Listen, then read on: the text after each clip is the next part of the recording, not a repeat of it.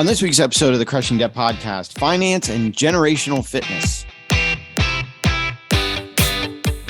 Welcome to the Crushing Debt Podcast with your host, Florida attorney Shawn Yesner, where our goal is to help you get rid of the financial bullies in your life.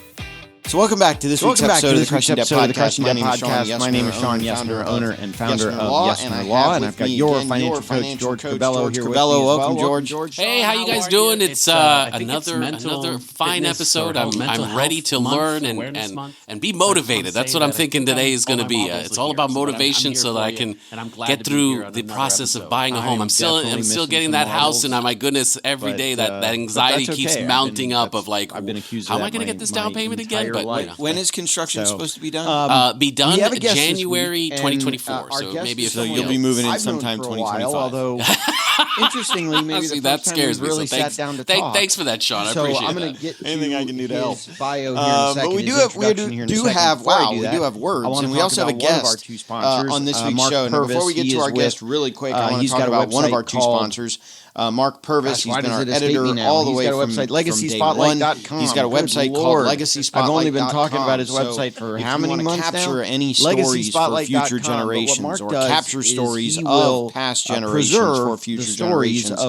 Contact Mark at LegacySpotlight.com. He's an award-winning, Emmy award-winning videographer with 20 plus years experience in his craft. You want to leave messages for future generations for years. Mark is an Emmy award-winning videographer. He'll make it fun. He'll prepare all that. He'll video it. He'll edit it. He'll do all that. So if you have stories that you want to preserve, so definitely LegacySpotlight.com. I want to get to our guest today here real quick before I do that. Well, it's funny because in my notes all I say is Mark, and I always remember LegacySpotlight.com. So now I'll make up for it by saying our guest this week was born in St. Pete. He's a Florida native like promoting me. his LegacySpotlight.com. I'm sorry to hear that as well. Not like George that moved here a few years ago, and because he's been here so long. I'm a Florida guy already. 20+ years experience in fitness and health. I was born here. Our guest was an overweight child. He's been training in personal development since a very young age. He lives his life with integrity, and that has helped him as he's gotten older. Very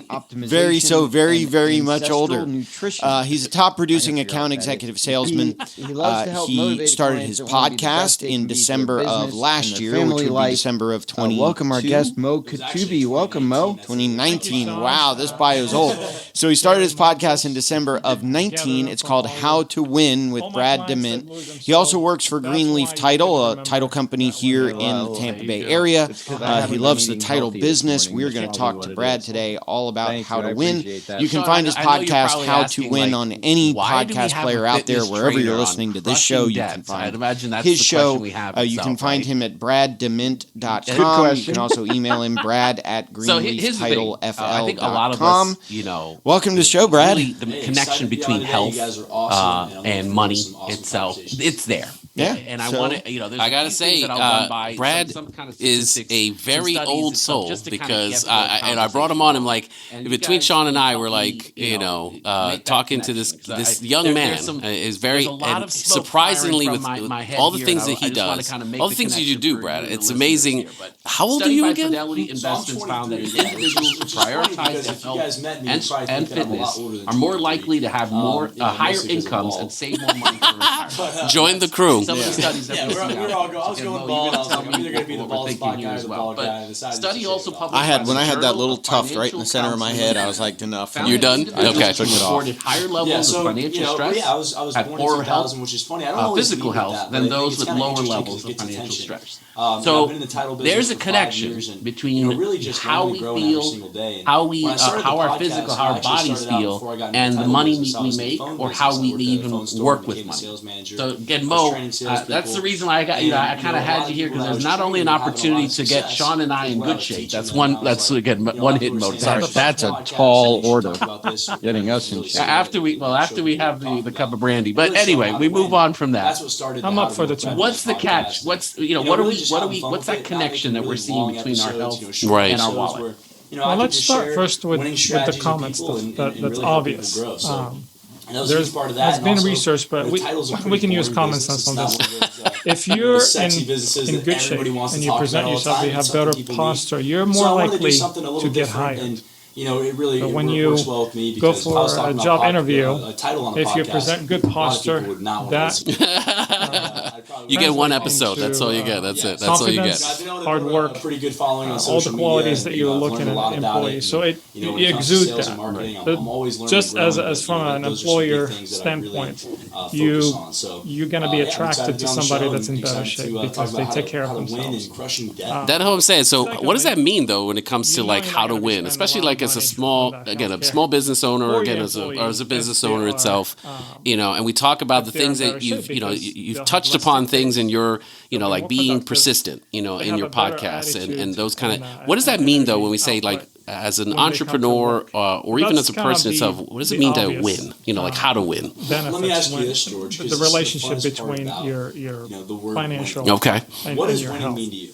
Winning from a sports analogy, obviously having more points than the other team. For me, winning in life would be being satisfied with, with how much work I put into what I do, and obviously what I can give back to my family and to the community. So that's a quick version and probably a little sappy there, but yeah, that's my definition of that. It's interesting. I'm in the middle of a book right now. Have you heard of Simon Sinek?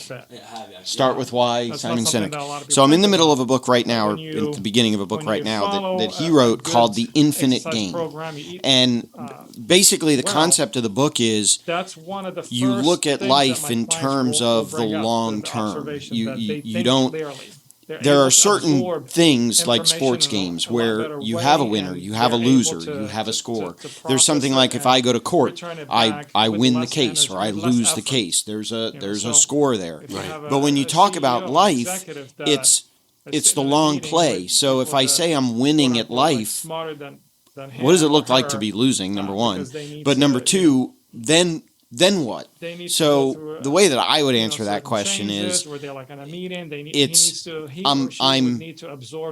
got my health, I've got my wife, I've got my kids, I've got my happiness. We just got back from a vacation.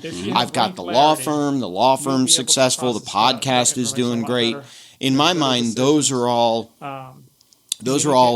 benchmarks.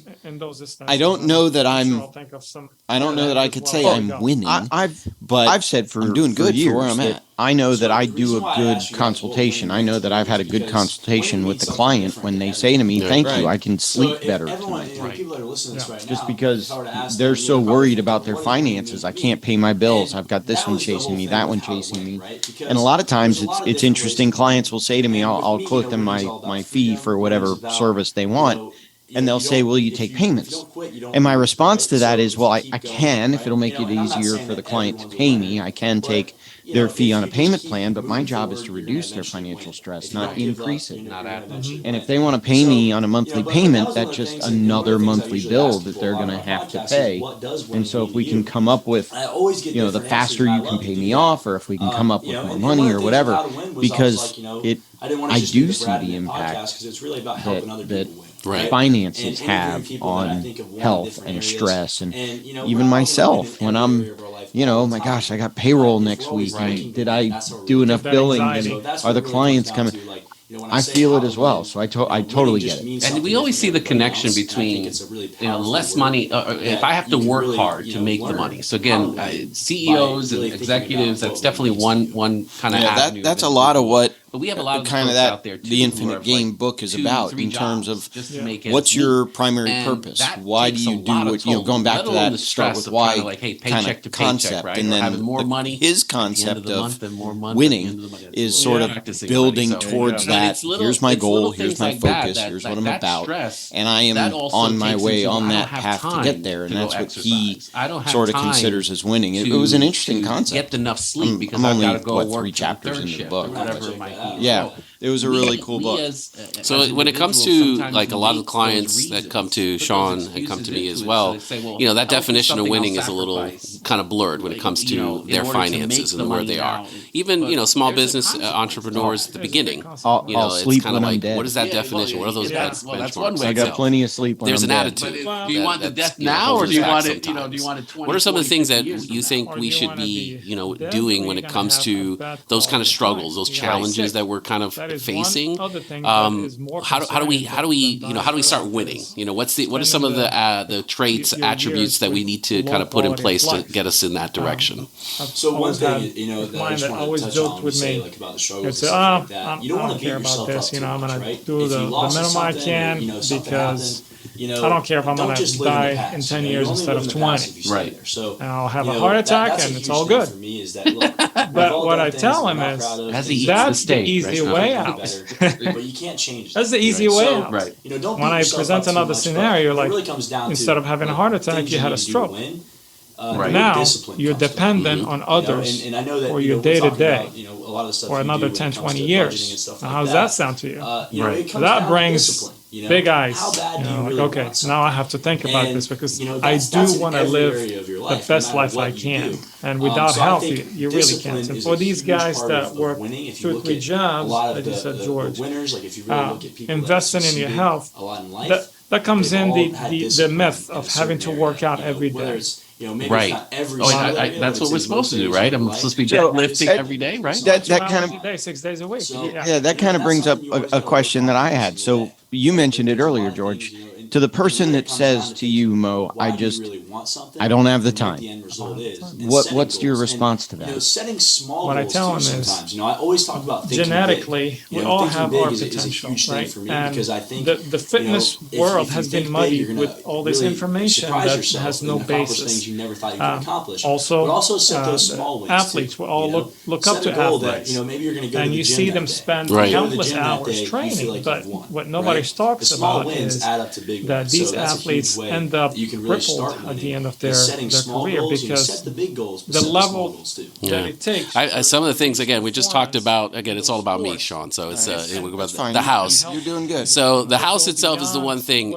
My biggest goal right now is that down payment, right? You want to get 10 to 20%. What am I doing each day, each pay period, and those things to be able to come up with that down payment as we're getting ready for that big purchase? So for me, it's like it's daunting to go, oh man, I'm going to need like $20,000 to $40,000 to be able to get a good down payment. That sounds like a huge number, but for me every day, especially in what I'm doing with my money, a lot of it is what can I do this week? What am I doing every 2 weeks? I'm setting aside $500 to $700, whatever it might be, to gain that money necessary to get to that goal as well. So, and that's the other thing. Sometimes we get too focused again on the big goals, like, oh, I need to get out of debt. I need to be ready for retirement, but it's like, what does that mean? Today. What's the old adage? How do you eat an elephant? Yeah, one bite at a time. So and I kind of do the same thing. I've got annual goals that I break down into quarterly goals, that I break down into monthly goals, that I break down into weekly goals, that I break down into daily goals. But I think something you said, Brad, that I picked up on was celebrating the wins. Yeah. I mean, I remember when I first moved to Tampa Bay and I didn't know anybody. I bought myself a birthday present for having moved here, and something that I did to kind of perk myself up. What are some things that maybe you've done or you've helped other people to do? Because we all get, even me, George, even though George laughs a lot, I'm still get stuck in a negative mindset once in a while. What are some things you can do to break out of that? If you find yourself in that negative mindset, what are some things you can do to break yourself out of it? You're going to be out of energy and out of breath yourself with fairly quickly. Is actually a really huge it's all about optimizing your genetic potential.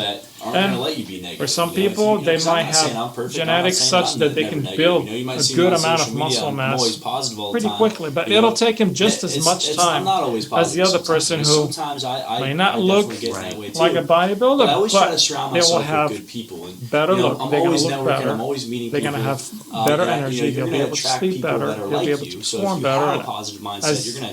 As I've mentioned in the past, muscle has become categorized as your biggest organ. Because sometimes you want to be by yourself and really think. Contract your muscles, get better and really reflect. Your body produces hormones. So now it's categorized as an organ, which means it goes beyond just the mechanical benefit. Especially if you're on positive people. And for someone who's going through anxiety, worry, like they're times, those 5 jobs people you surround yourself with. They're anxious, maybe because they're worried about money, or just because they have to work work that much, burning through that adrenaline, through that this is an interesting one that I've never heard anybody else say that. They'll be able to be more relaxed. Everyone talks about a power team. They have the energy to actually do that. 5 people. So it's a small investment. Think about if somebody's working 60 or 70 hours a week. Lot of different people. They only have to spend 30 minutes once a week. Anybody can help grow. Well, I've always been of the opinion that something's better than nothing. Yep. So, for example, if your office is on the second floor or third floor, one day a week, 2 days a week, however many days a week you can, take the stairs instead of the elevator. Or like here, I'm not liking this. I've even found that sometimes if I'm working on something really complicated and I get stuck, I'll just get up and walk, and the mailboxes are on the complete opposite corner of the building. We're about as far away from the mailboxes as you can be.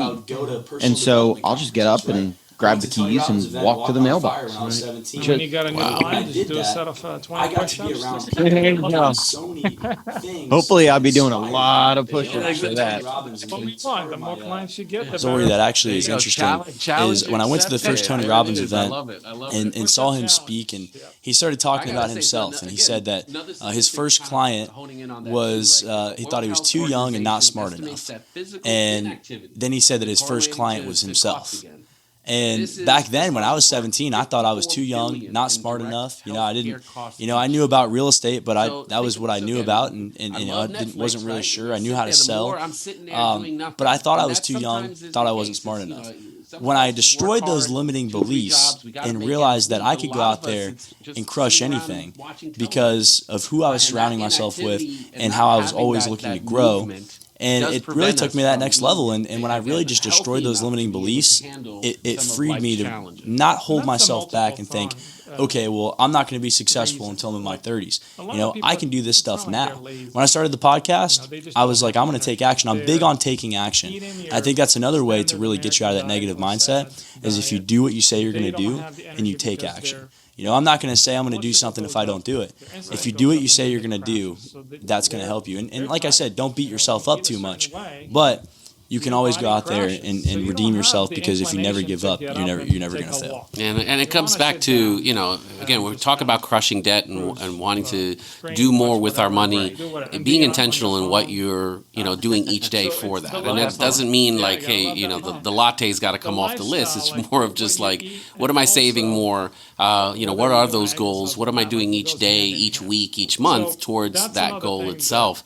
And I love the fact that, for you, like surrounding yourself, people who are I want to surround myself with people who are going to elevate me. And I talking to a few coaches and business coaches, that seemed to be the, obviously surrounding yourself that are going to push your business and help your business itself. So I love the army. The power army is an awesome kind of analogy there. Yeah. But I think it is something that we need to kind of consider as we're all going through this, financial journey that we call, crushing debt. And we're going to, it's a podcast plug there. Well, and I can't, I don't even remember how many times I have to tell clients, don't beat yourself up too much. Absolutely. People get into this and it becomes sort of self-serving. It becomes kind of that snowball of, I didn't hit this goal, right, so that leads to that goal. And sometimes you got to do something just to kind of snap yourself out of it.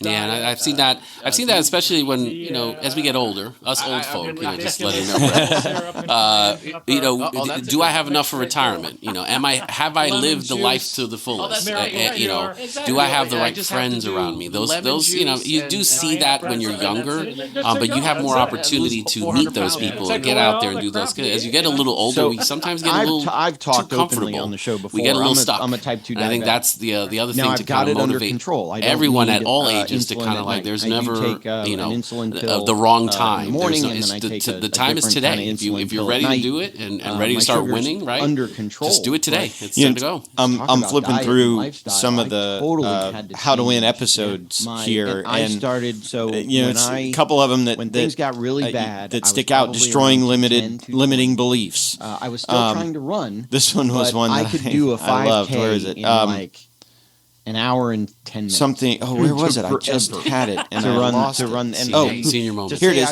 Who is really stopping you? Probably like the answer is you. Walk. I love it. That's awesome. Not even fast walk. That was. I remember when I did that one. That was, it is like who's really stopping you? It's you. You're the only person that's going to hold yourself back. Completely out of control. That was one of my favorite ones I've done. A1C and my sugar. So let me. I know you mentioned when I was first diagnosed, business owner, small business owner kind of thing. You're working there.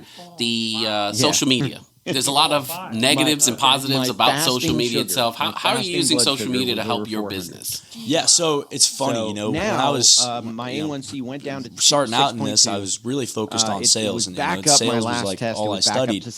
And I'm still always learning sales every single day. But in 2020, I really wanted to take a deep dive in learning about marketing. I've got it. I really learned that a lot of salespeople hate marketing, a lot of marketing people hate sales. I cut out. But if you learn to master both, that's how you're really going to win, right? So I really started studying how marketing works and how social media. I was watching a lot of Grant Cardone, and I was like, how does this old guy on social media really, get all these people following him? Because he's older than all of us in those rooms. Grant's like, Grant's like 63, but everybody knows who Grant Cardone is, right? And I was at a Grant Cardone conference in 2019. It was actually right around the same time I started the podcast. And, that kind of goes into the social media stuff, because me starting the podcast was me getting more on social media. And I realized that, social media is called social media because it's all about the social part of it, right? For people. So, back then I had like a private Instagram account. Nobody could really find me. You couldn't really see who I was. So I made it a public account, and I just started posting, right? And I remember when I started the podcast, a lot of people that followed me were just people from high school and stuff, and they're like, what's this guy doing? First episode I dropped got like 300 views. Next one I dropped got like 11, right? Oh yeah, I know. And then, but I stayed consistent and I kept going. And that's what I learned the key to social media was, because as I went on, then I started getting 500 views, then 600, then I hit 1,000 views. I started getting more views. Started posting the Instagram Reels when that came out. I was starting to get like 4,000 views, 5,000 views. Getting views that if you're out there just meeting people in person, some nutrition away you're not going to get that many views all the time, because social media is going to promote you. And it's one of those things, if you look back, and I know it's funny we're talking about how young I am, but 20 years ago, people couldn't even pay for some of the stuff that you can do now on social media, right? They'd be paying for like, billboards, stuff like that, park benches. Now all of that's free, and we carry around in our pocket all the time. It's just all about posting. So, I started doing a lot of that and just posting clips from my podcast and stuff like that. And then actually something I started doing more recently, really in the last year, is because I'm a real estate title guy. So I'm always looking to connect with realtors, mortgage people, and people that would use our title company. So I started going to a lot of open houses and just taking videos of me walking through the property, adding a little music of it, and it's getting a lot of views because people like to look at real estate, but then it also promotes that realtor. So, social media is not all about going viral and, really getting a million views on every video, because some of the stupidest videos go on, right? But it's really about posting what you do and showing people how they can send you business, but also promoting other people too. So, you guys will see on my social media a lot, I'm sharing other people's content. I'm sharing what other people are doing, because I want to promote other people, and then my audience can see their stuff, and then their audience can see me. So that's a huge key that I've really done to grow my social media. There's a lot of organic stuff and really promoting other people, and then also just posting and being consistent. That's really what's helped. I think it's the authenticity. I couldn't help doing the So dishes. there's some that go viral, but God forbid I think tried it's to where get the kids you're to bed, I'd fall asleep authentic in the social media. I still do that to today, but either promote somebody, have somebody. I was falling asleep go on on the someone's couch. show, I was falling have someone asleep on in your the middle show, of the do a day. video. I was Where my are energy your was, social like you media? said, In other my words, how sugar was is it a Brad roller DeMint? Is everything under So Brad DeMint? my Instagram is Win with Brad. My Facebook and LinkedIn and TikTok is just Brad DeMint. It's pretty easy to find me. That's another huge key to really doing some stuff in business and social media is make it easy to find you. My Instagram used to be like Brad_DeMint, and then at one point it was Win with Brad DeMint, and I was like, all right, that's way too long. So I remember I was talking to this girl one day, and she was just like, Win with Brad, like it was my podcast, and she's like, you should make that your Instagram name. I changed it to Win with Brad, and then now a lot of people, they know that. But when you just type in Win on Instagram, a lot of times I pop up. Yeah, you're pretty quick on the top. So I made it something easy to find, and it's easy to say. Like, if I'm out there and somebody's like, hey, what's your Instagram? I just say, just type in Win with Brad, and then it just pops up, Win with Brad, and even when my sugar was bad. So, make it easy to find yourself, and be on there, and then also, always have an easy link to send people to that, like, hey, I can send you this link, and so I knew not to go media, crazy. Here's my contact info and stuff like that. And just make it easy to find you, but also make it easy to do business with you. But yeah, no, I appreciate you being on the show, although the lawyer geek in me wants to talk a little bit about title. All right. So let him be. Go ahead, buddy. So talk about Greenleaf Title. It's family can of Coke is company. Like 50. Yeah, so my dad's the owner of Greenleaf Title. So he got into the title business back in the early 2000s. I mean, now today, what I'll do today, I grew up watching him do it. I didn't go straight into doing title right away. It was one of those things where I was learning sales, doing a bunch, selling a bunch of different stuff. My biggest challenge right kitchen knives. I worked at a real estate school. And my diagnosis was working selling cell phones, which was a fun part of my life. That was very interesting stories that I won't go into too much. But my challenge now is you can only imagine. Maybe one for the afterpod. We'll do that. You can only imagine working at a prepaid phone store. But then while I was doing that, I started marketing title. And I'm a marketing guy for the title company, so I don't know everything about title all the time. I'm the kind of guy that I say, if I don't know the answer, I'm going to find out the answer. So I can't just run legal issues by you the next morning right now. I'd probably ask the attorney, but I mean, I definitely know. I know enough to have a lot of stuff about title, But I'm all honest, I don't know every single title thing because title is one of those things that's so boring to where you can normally, and there's something new almost every day. And I'm not an attorney, so there's certain things that I would have to ask an attorney for. But but the fun thing about that is that it's in title, it's all about building relationships, and it's all about making sure the process goes smoothly. Right. But yeah, you can ask me some questions. I mean, I'm always down to. So I had no idea. I think I met your dad, or at least I'm familiar with Greenleaf Title from when Greenleaf used to have its office in the Pinellas Realtor Organization office. Oh, yeah. Are you still there? We're not at Pinellas Realtor Organization office anymore, but I am really involved in Pinellas Realtor Organization still. I mean, I've been going there for a while and just always networking, meeting people. So I remember when you all were there. And the thing about title, it can be really interesting, but it's also a form of insurance. So it's one of those things the insurance company people don't like to pay for. We won't approve the continuous. But when they need it, they're glad it's there. Exactly. But the issue is, the big problem with title is, for those of you that don't know, not needed all the time. I've got some scenarios. I've got 2 or 3 title company claims or title claims pending in the office right now, where luckily the buyers so I'm having trouble insurance. Using the continuous. And so somebody pops up with this goofy lien and says, "I really own your house." And it's easy. Okay, here's the title insurance. It was kind of funny story to the underwriter. Right. The underwriter Side note here. defend it. So I didn't realize. I know that, and I know I was in title for years. I don't do closings anymore. But it was funny on How to Win. One of the things that I think I did successfully in terms of promoting title is I always had the employees of the mindset of from the side. It doesn't matter what happened. It doesn't matter who's right. It doesn't matter who's wrong. It's always the title company's fault. Like the second or third week after I got not to be negative, but to put them in a mindset of, I've got to get ahead of any problem. Right. So if a realtor calls me and says, how come that didn't go out in time? Well, I'm sorry, but I have in my records that we sent it out yesterday. And we're waiting for so-and-so to come back to us and review it. In other words, getting in that mindset of, if I can stay ahead of any problems, if I can stay ahead of any complaints, that'll make the title company more successful. Yeah, 100%. Because title is one of those things, and it's so funny. I mean, people say all the time, they're like, I feel like I don't ever need title insurance. Like, when's somebody going to say I don't own the house? When you do. Yeah, it's like when you do. And it's one of those things, you have to use title company whenever you sell your house and stuff like that. So it's an interesting thing to where, like, and I actually just spoke at an event the other day, and somebody was, they were asking me a lot of that. They're like, how often do you see somebody come and they're like, they don't own that house? And it's like, you rarely see it, but you don't want that to happen, and it's one of those things like, title, there's a lot of different things the title company does, when you actually, whenever you sell your house, that's where you're going usually to sign all the paperwork and stuff like that. but it's the only type of insurance that protects you after the fact, you know, and that's one of the big things, and you really want to know that you own that house, and that's one of the biggest things. So, you know, title is one of those things, you know, that's why we always get blamed, which I don't care that we get blamed all the time. We always get blamed for if anything goes wrong. Part of the game. But it's one of those things that people don't realize how important the title company is. And, you know, a lot of title companies, I mean, you know, a lot of it's the same prices. A lot of the times, you know, it's not that difference in price.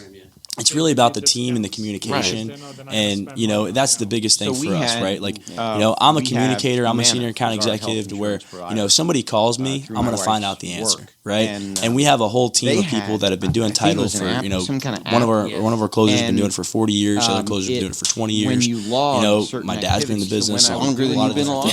Yeah, longer than I've been alive. And running joke here. Yeah, and I'm grateful to be on the same team as them, because we all work together, and not every company, you know, not necessarily just title companies, but, you know, not every company really has a relationship to where a lot of them get together and work as a team. And I feel like that's what my team really is we're all work together, and we want to just get deals closed smoothly. So, but yeah, I mean, I'm always down to talk about title. You know, it's one of those things that people are like, man, you should start another podcast or, you know, all about title, or do an episode all about title. I'm like, do you guys want me to put you guys to sleep or what? You know, so it's a good nighttime podcast itself. Well, that's one of the things you'll find as you get more and more into podcasting, is that you think, well, one is easy, let me do two.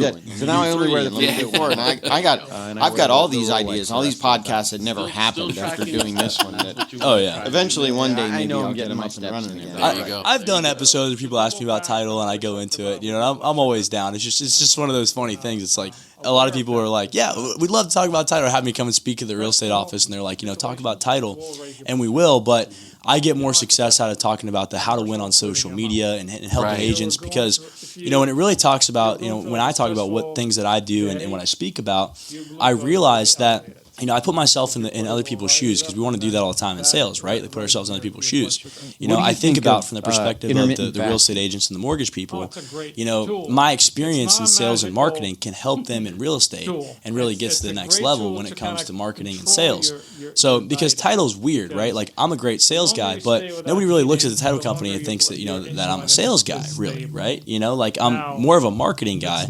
And, you know, the thing with that is it all comes down to, you know, I can help the agents with the things that I know, because I wasn't always in title, and when I got into title, it's more about the relationships, you know. And all of our businesses, relationships are key. But I just like to share the things that I've learned and that I'm still learning, and, you know, I learn a lot from people that I interview and that I meet.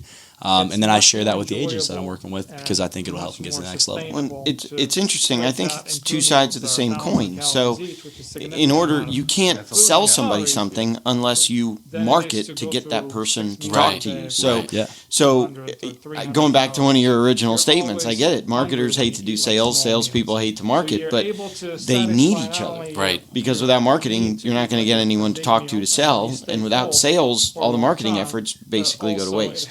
Yeah. So it's two sides of the same coin. And that's why it's just always, you know, looking at both of those things, and we always just want to be learning. You know, I think I have a podcast episode about that. Always be learning.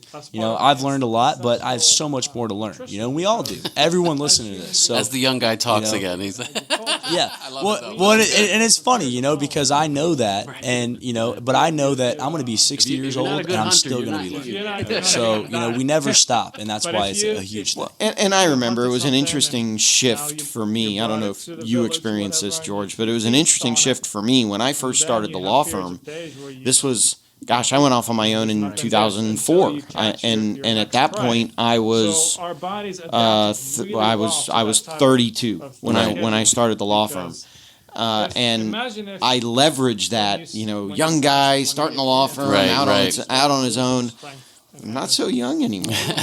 So now I'm having to leverage the experience. Correct. So before it was, you know, refer to me because I'm young, I'm hungry, I'm hustling, I'm this, I'm that. Now it's refer to me because I've seen it all. Right. Or I've seen almost all of it. And so more experience than it's that interesting the energy shift. and motivation itself. Well, and that's actually funny. I have a video where I was speaking one time. It might be on my social media, and I was like, you know, you're not going to be the young guy forever, because I speak to a lot of young people. You know, a lot of young people follow follow me and I inspire them. But I'm friends with a lot of people that are a lot older than me. And, that's what I was speaking at, it was actually funny. I was on the beach and I was like, a lot of people are going to say, I'm too young. And then one day they're going to be, I'm too old. I'm too old. There's never the perfect time to do something. And that's why you want to take action now. So, but yeah, I said that one time and a lot of people realized that because the audience was young people and people that were a lot older. And they both, I related to them because the people that thought they were too young, the people that thought they were too old. And I said, there's never a perfect time. Yep. So, but that's the thing is, I know that one day that's going to shift and it's already starting to happen. I remember when I was 19, when I started the podcast, I was really young. Now I'm 23. It's getting to that point where I'm like, okay, well, I'm growing up pretty quick now. You know what I mean? Next thing you know, I'm going to be pushing 30, then I'm going to be 40. Then we're going to be celebrating my 50th birthday, and it's like, dang, where did time go? Yeah, I'll be pushing daisies. Let's put it like that. Good thing I'm bald, though. You guys won't notice too much the older I get. But oh my goodness. Hey, what's the slogan? So I had that done for the title company? Monday. I know you have so I've been saying at our networking group, which is an awesome networking group, by the way, so I know George. But if you don't want your closing to go bad, but he came in as I was nice. And I like to say that actually, you mentioned Penelope's Realtor Organization. That's where I started saying that at because everybody has their tagline. You go in the room, everybody has a tagline, and I wanted something interactive that everybody could say. Cleansers. And I was like, how do you rhyme Brad DeMint with Greenleaf title? And I was like really trying to think about that. Fasting and I came up with, if you don't want your closing to go bad, and everyone says call Brad. So there you go. Love it. I try to have fun with it. I don't know. Maybe we can get George to do the tagline of the show. No, the nurses at the place where I got too much pressure. Well, why don't we? I think we've pretty much covered a lot of what we wanted to cover. I would say I'm motivated. I'm winning. I'm winning later. Something. I think that bourbon or whiskey. I think it's going to be winning for sure. But Brad can now participate. Yeah, I'm old enough. He's old enough now. When I started the show, I wasn't. I would card him. So. I do want to get to our other sponsor real quick, Sam Cohen. Those of you that are longtime listeners know Sam provides E&O insurance to attorneys and title companies all over the country. So if you are an owner of an attorney or title company you want to quote, even if there may have been a claim in the past, Sam can get you information on coverage. And I also want to talk about our social medias. So we got TikTok, we got YouTube, we got their Cabello Financial TikTok, we've got the Yesner Law YouTube, which I'm going to, I promise, I will dust the cobwebs off of the Yesner Law YouTube. We've also got the Patreon account. So if you want more information, if you want behind the scenes information, if you want to just help us grow this podcast, anything that we get through the Crushing Debt Patreon account dumps back into the podcast to make the podcast better. He's sitting here. I think we're going to have a story about a cellular experience on the afterpod. So I think that's, again, got to be a Patreon to listen to those kind of stories. There you go. But if you want to get a hold of Brad, again, it's braddemint.com. It's Brad at Greenleaf Title Florida or greenleaftitlefl.com. Your website is Generation. Also look him up on Instagram, Win with Brad. And then you need Facebook, to get a hold of LinkedIn, Moh, all the that others. information will be Brad DeMint. in the notes. We'll post all those in the also notes. Generation Fits 1 at gmail.com or just Generation. Other than that, thank you, Brad. We appreciate you being on the show. Thank you guys. You guys are awesome. Definitely some winners. But I'll take it. So anyway, I think that will do it for this week's episode. And so our tagline is when you want more money at the end of the month rather than more month at the end of the money. And I think that'll do it for this week's episode, and we will catch you in next week's episode of the Crushing Debt Podcast. I heard get some sleep. Yeah, sleep. You ever hear my CrossFit joke, by the way? Oh, okay. No, but should we allow? You want to allow? Should we? Okay, go ahead. We're allowing you. I sprayed a cockroach with Axe body spray to kill it. Now its name is Brett, and it can't shut up about CrossFit. Oh my God. Okay, I think we're good. You won. You won there, Shawn. You won the joke of the day. I'm gonna steal that one. So I also need to talk about our second sponsor, Sam Cohen. He's with Attorneys First Insurance. He writes errors and omissions insurance for attorneys and title companies all over the state of Florida. So if you want an apples to apples comparison of what you've got versus what Sam can offer, he's not a hard salesman. You can contact him, Sam at attorneysfirst.com, or just go to his website, which is attorneysfirst.com. Also, we've got our Crushing Debt Patreon page. So if you want to hear my colonoscopy story, go to the Patreon page, become a patron, And there's some after podcasting stuff that we'll get to on the Patreon page. Any money we make on the Patreon page gets put back into the podcast to make it better for all of you. We've got all of our social media channels, the Curbelo Financial TikTok. I do have some content that I will get up on the website, on the YouTube Yesner Law website. I've got some more content there. Other than that, Mo, thanks for being a guest on this week's show. Yeah, man. It's been a pleasure. I'm gonna go do some push-ups. Yeah, I don't look embarrassed in front of this. It's just a podcast. There you go. 10. Oh no, I didn't agree to that. But let's end the show then, buddy. So you want to do the line? So I think we're here to teach you that you need to have more money at the end of the month than more month at the end of the money. Nice job, and we'll talk to you in next week's episode of the Crushing Debt Podcast. If you have questions that you think would make a great topic for a future episode, please email Shawn or connect with us on social media. Shawn Yesner and Yesner Law PL are Florida licensed attorneys. The information contained in this week's episode is not a substitute for legal advice. Your situation may differ, especially if you are located somewhere other than the state of Florida. If you have questions, please contact our office or contact a local attorney. Thank you for listening to this week's episode of the Crushing Debt Podcast.